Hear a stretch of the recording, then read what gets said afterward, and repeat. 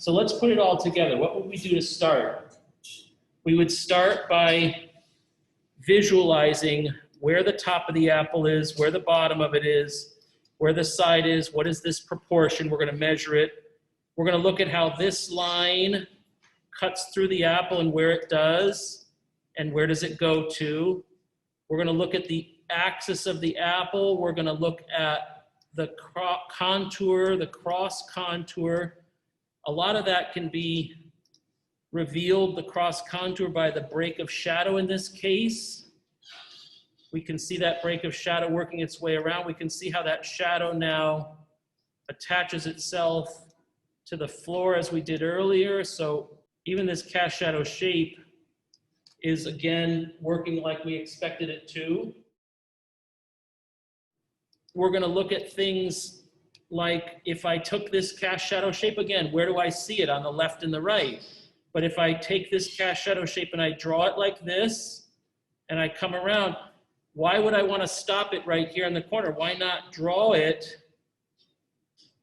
as if it goes right around the object, through it, and then draw the apple down into it?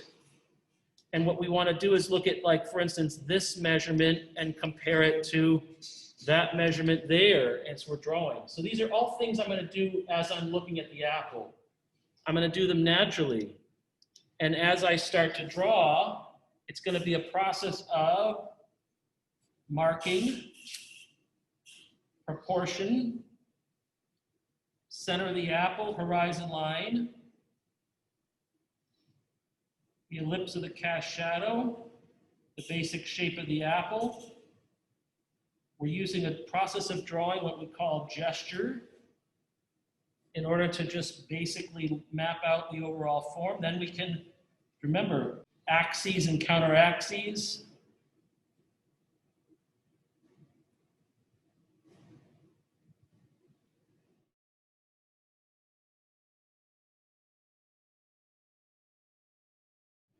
I can even find the axis and counter axis of where the break of shadow happens. And then, thinking about the direction of light, I can start working my patches off of this space. How about the floor? That shadow goes on the floor, so I want these cross hatches to be horizontal to agree with the floor. And here, maybe I want to curve them a little like the apple. And here we want to curve them a little like the apple. Notice how I'm even curving these up and around.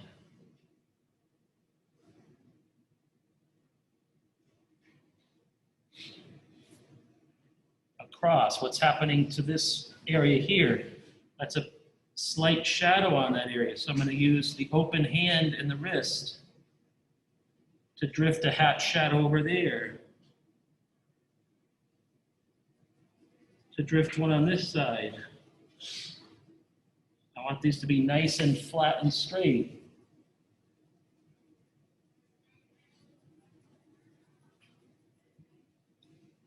I'm going to go in many directions, because if I go in many directions, my brain can't really see a direction.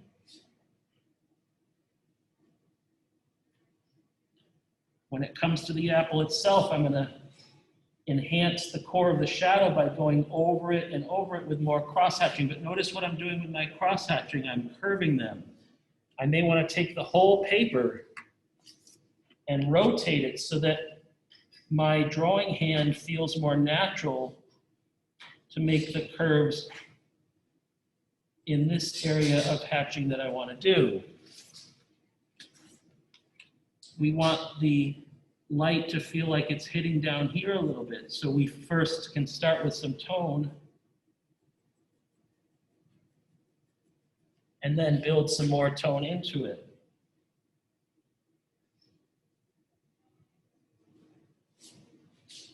In the cast shadow, the darkest part of the cast shadow is right under the object. So I'm going to go around the object, and then I'm going to work off of that into the space.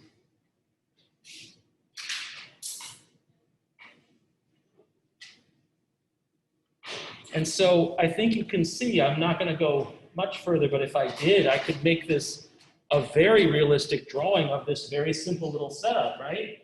Apple, light, contour, cross contour, and then with the eraser, I could go clean it up if I needed to.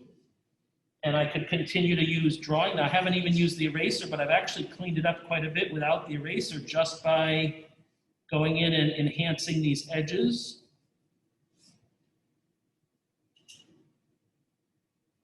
Hopefully you're also seeing that I'm drawing with not a perfect hand. It's messy for a while.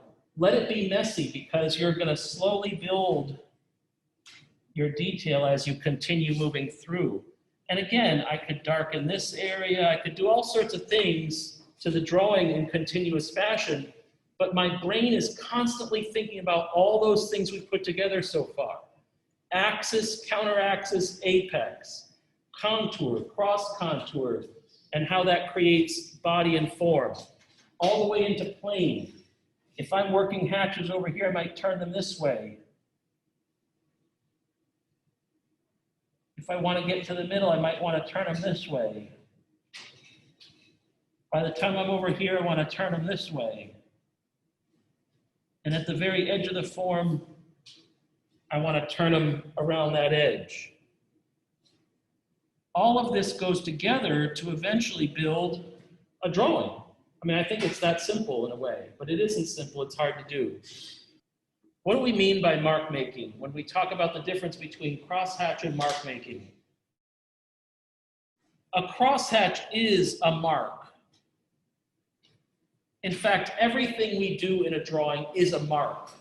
A line is a mark, a crosshatch is a mark, a dot is a mark, a scribble is a mark. Everything is a mark. It's a marking of the tool onto the surface. When we talk about moving from a drawing that's built with crosshatch to a drawing that employs crosshatch and mark making, what are we saying is the difference? What are we saying that we need more of?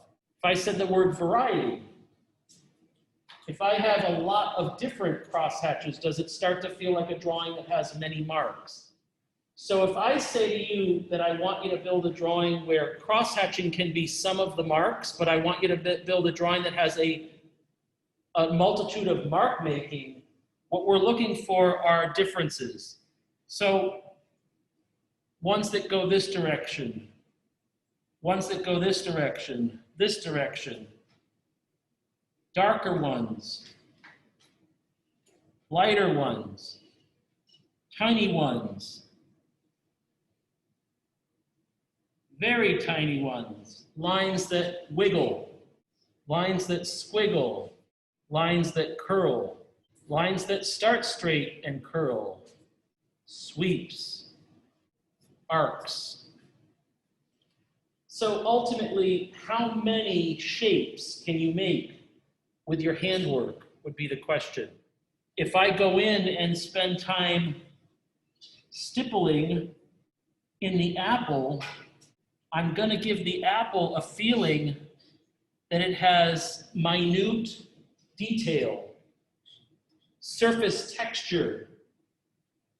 If I stipple too much, I could make my apple look from its nice waxy surface to like a stony surface that changes texture. If I want something even smoother than an apple, maybe I have a styrofoam cup, I might want my crosshatch shading mark making to be extremely smooth from transition to transition, because when I look at that object, it feels extremely smooth. It doesn't feel like it has any imperfection in its texture. If I have an area with high texture, I might be best served by a scribble with a variety of densities and activities of mark making. And by doing that, I can make that area change texture and feeling.